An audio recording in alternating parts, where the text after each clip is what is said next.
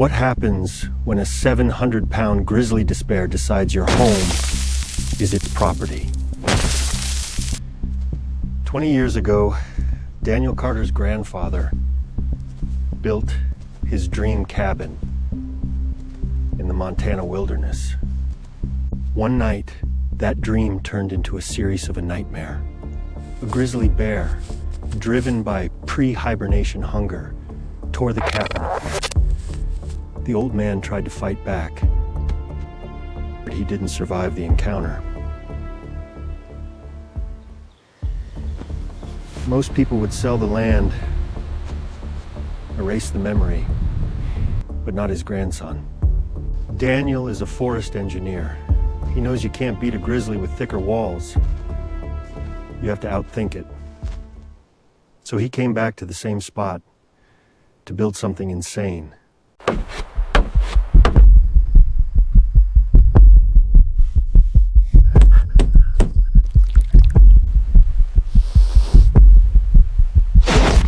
This is the last shelter.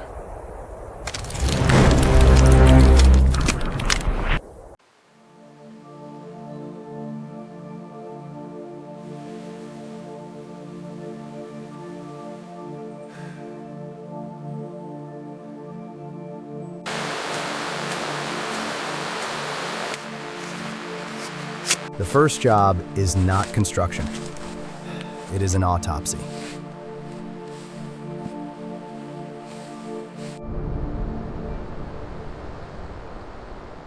Daniel sifts through the wreckage of his grandfather's dream.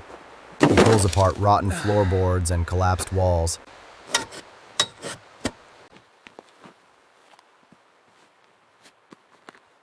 Every piece of wood is a clue. He finds the door, ripped from its hinges. The claw marks are deep, splintering the thick pine.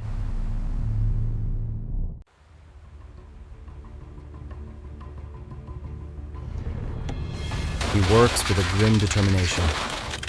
This is not just demolition. It is a forensic analysis of failure. He sees where the bear pushed, where it tore, where it finally broke through.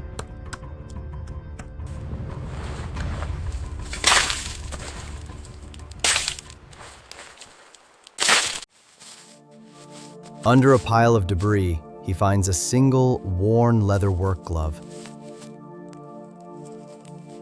It's stiff with age, but he recognizes the patch his grandmother sewed on the cuff.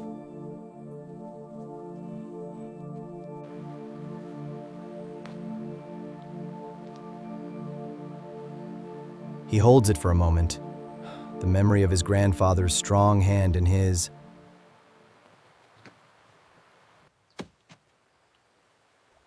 This is why he is here.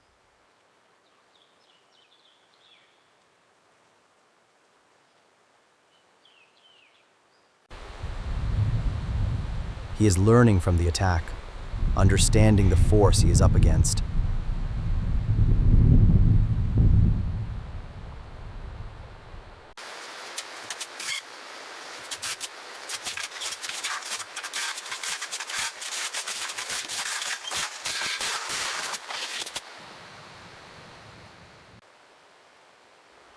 By day 3, the site is clear. Only the original stone foundation remains, a tombstone for a failed dream. He has a small pile of salvaged logs, not enough to build with, but too important to discard.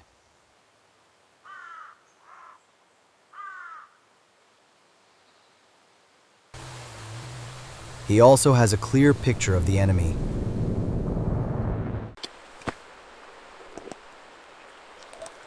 Daniel doesn't start building. He starts walking.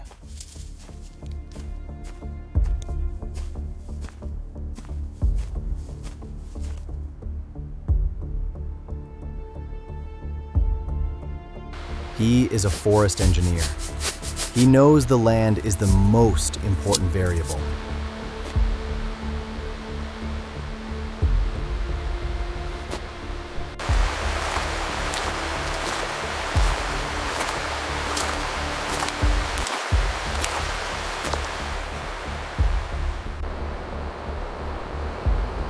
He walks the property for 2 days, mapping the terrain in his mind.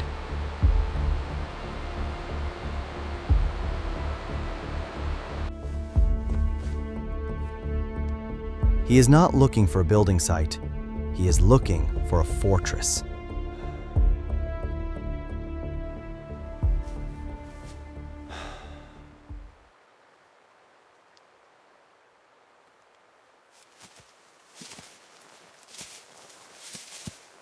He finds it.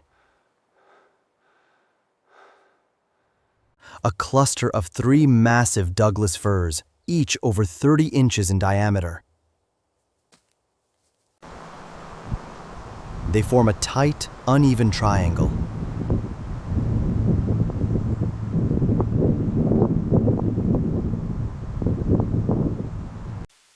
They are healthy. They are strong.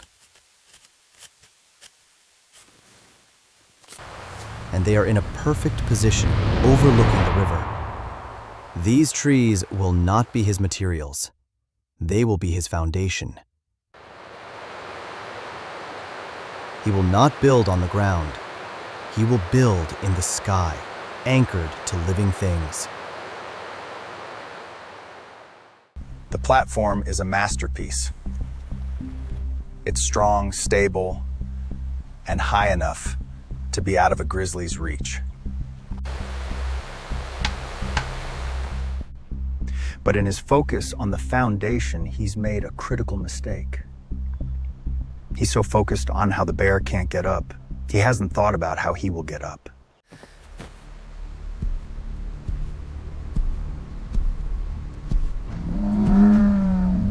He's about to build a simple, fixed ladder. He's building an engraved invitation.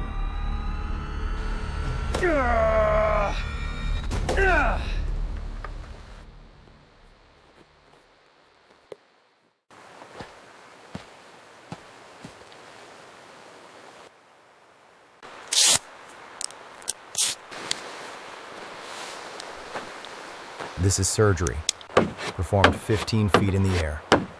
Daniel is strapped into a safety harness, his body tense. The heavy-duty drill fights him, its weight pulling him down. He has to lean back, using his entire body to force the long auger bit into the first fir. The smell of hot metal and pine fills the air. After an hour of wrestling with the machine, he drives in the first Treehouse attachment bolt, a massive, specialized piece of steel. It acts as an artificial limb, a solid anchor point. He installs 2 more tabs in the other trees, forming the primary support triangle. He uses a laser level to ensure they are all at the exact same height. A fraction of an inch of difference here will be magnified to a foot of difference by the time the roof is on. Now, the skeleton. He hauls the main support beams up with a rope and pulley system, 4 by 12 beams. He rests them on the tabs. He doesn't bolt them down. He creates a sliding joint.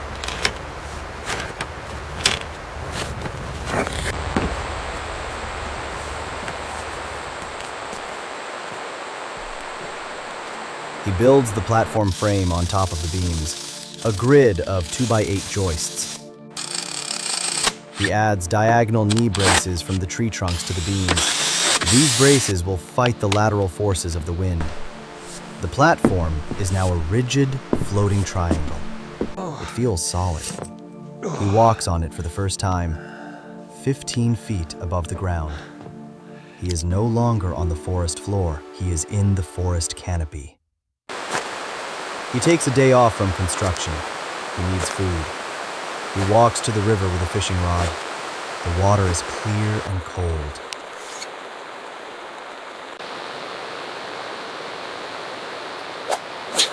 He casts his line. The silence is broken by a sound from the opposite bank. A twig snaps. He looks up. A large grizzly is standing there. It watches him. It is not aggressive. It is curious. It is assessing him. The forest is letting him know he is a guest here. The encounter lasts for a minute. Then the bear turns and disappears back into the trees. Daniel's hands are shaking slightly. The deadline is real. The threat is real. With the platform secure, Daniel works fast. He lays down the subfloor. The cabin begins to take shape. It is small, just 200 square feet, a single room, but it feels like a castle in the sky. He builds the ladder, a simple, sturdy design made from thick pine logs. He notches them and fits them together. He secures it to the platform. He climbs up and down, carrying tools and materials. He is proud of his work. He is sleeping in a tent on the platform, a makeshift shelter.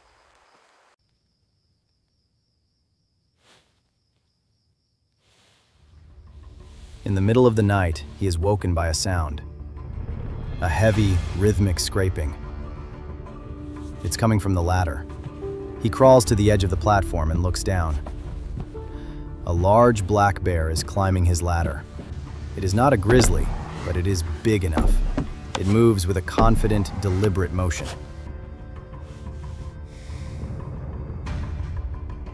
It is halfway up before it sees him. It pauses.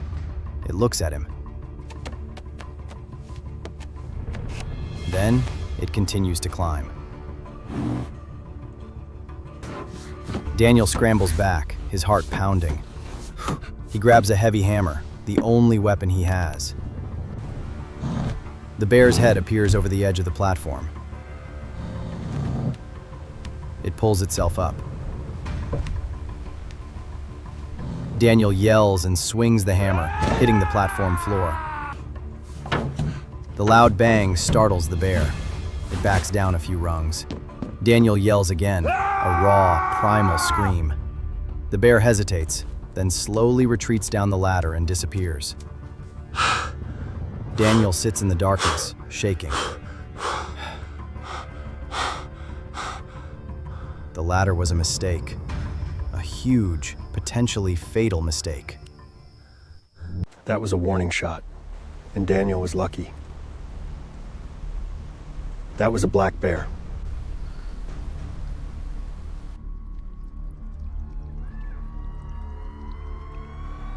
If that had been a hungry grizzly, this story would be over. He learned that a defense is only as strong as its weakest point.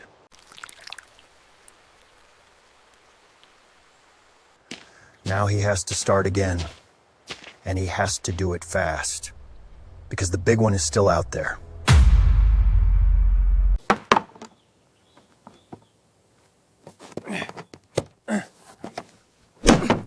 The next morning, Daniel dismantles the ladder. He saves the wood, but the design is dead.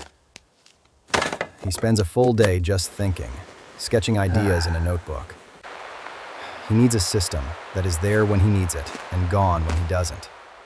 He designs a retractable ladder, a drawbridge for his fortress.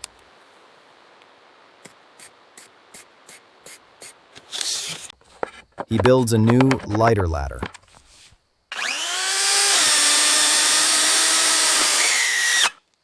He attaches it to the platform with heavy-duty hinges.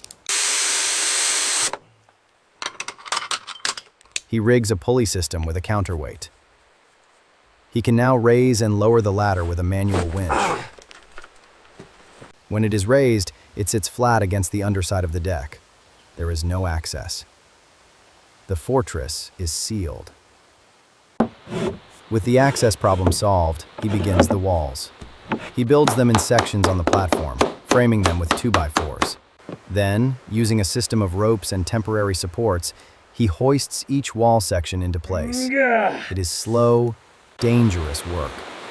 A single slip could send a wall crashing to the ground.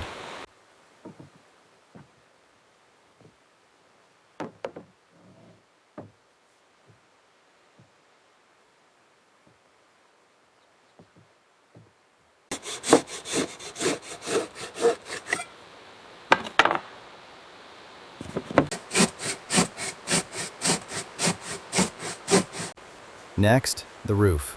He builds the rafters on the ground, then hauls them up. He sets a ridge beam, then lays the rafters against it, creating a steep pitch to shed the heavy Montana snow.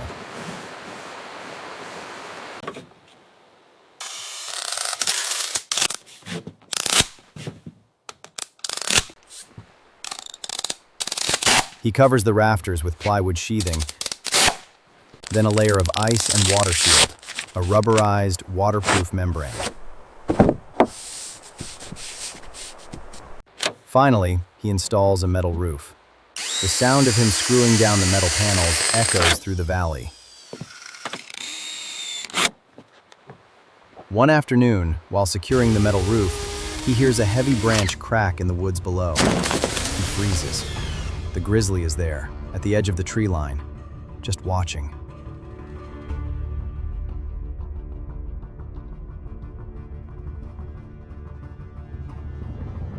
It stays for 10 minutes, a silent, imposing statue. Then it vanishes. The cabin is now a weatherproof shell. He seals every gap with expanding foam. He installs small, high windows made of thick, shatter-resistant polycarbonate. He builds a heavy door from 2 layers of solid wood, reinforced with a steel plate.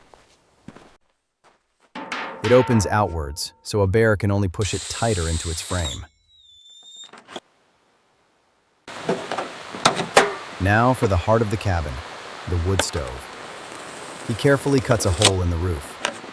He assembles the stovepipe, section by section, ensuring each joint is locked tight.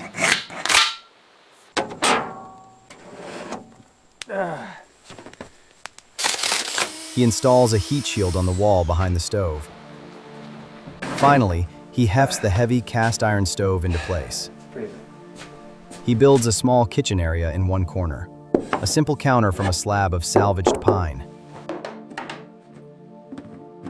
Shelves for food, a small sink that drains into a bucket. It is not a modern kitchen, but it is a functional one. It is a space for living, not just surviving. He is inside the cabin. The fire is burning. The wind is howling.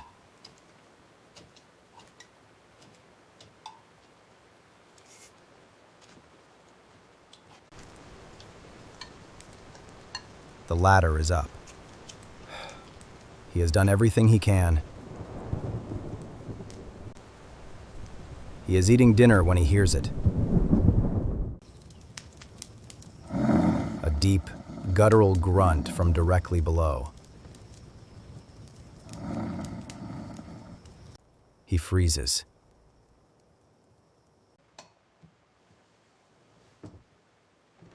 He creeps to the window and looks down. The massive grizzly is back. It is standing on its hind legs, its nose in the air. It can smell him. It can smell his food. It walks to one of the main support trees and pushes.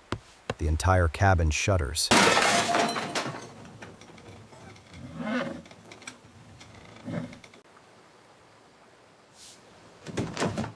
Daniel grabs his rifle. The bear is frustrated. It circles the trees, looking for the ladder it saw before. It is not there. It looks up, confused. It returns to the main tree. It stands up again, its full 9-foot height on display. It reaches up, its claws scraping uselessly against the smooth bark of the fir. It slams its body against one of the diagonal knee braces.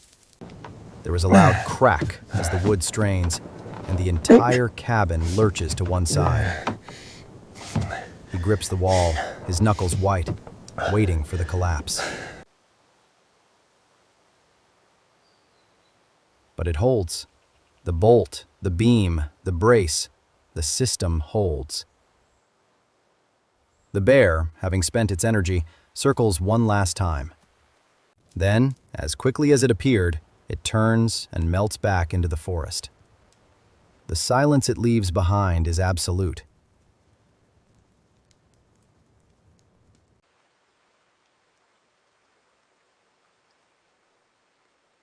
The design has held. The fortress is secure. Daniel just won the battle. He out-engineered a Grizzly, and he survived.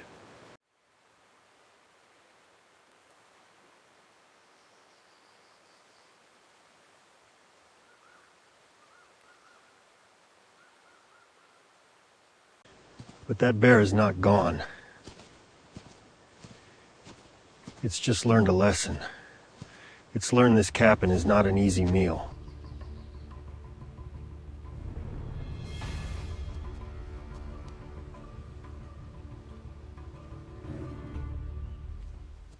But hyperphagia is a powerful force. The final test isn't over. It's just begun.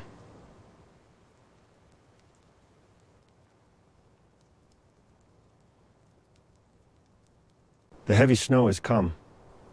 The world is white and silent.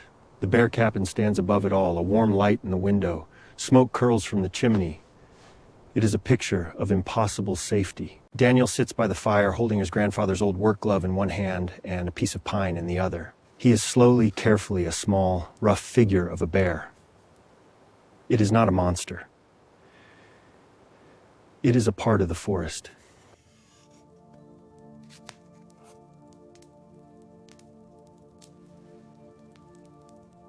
He has not conquered the wilderness.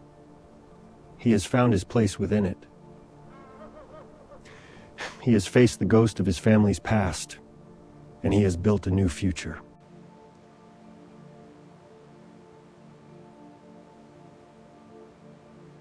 Look out the window, out at the vast and unforgiving wilderness.